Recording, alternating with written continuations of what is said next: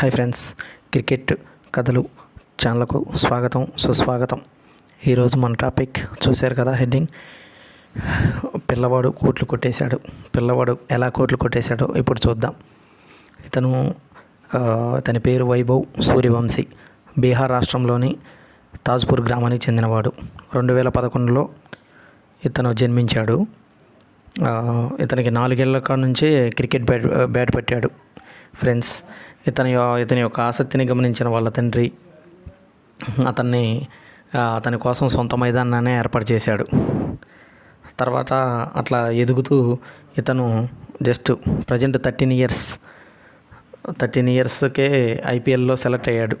ఏ team కంటే Rajasthan Royals ఇతన్ని 1,10,00,000 పెట్టి వేలంపాటలో తీసుకున్నారు ఫ్రెండ్స్.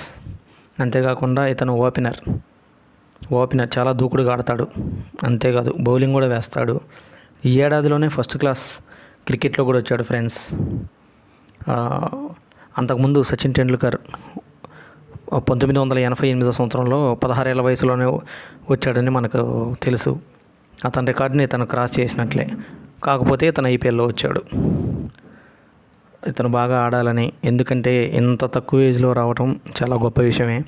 కాబట్టి ఇతను మంచిగా ఆడితే ఫ్యూచర్లో తప్పకుండా బాగా ఎదిగి ఇండియన్ క్రికెట్ టీంలో కూడా మంచి ప్లేయర్ అవి మన దేశానికి పేరు తీసుకొస్తాడని మనం కోరుకుందాం ఫ్రెండ్స్. ఏదైనా ఆల్ ద బెస్ట్ ఫ్రెండ్స్ ఇతనికి. Okay friends, bye.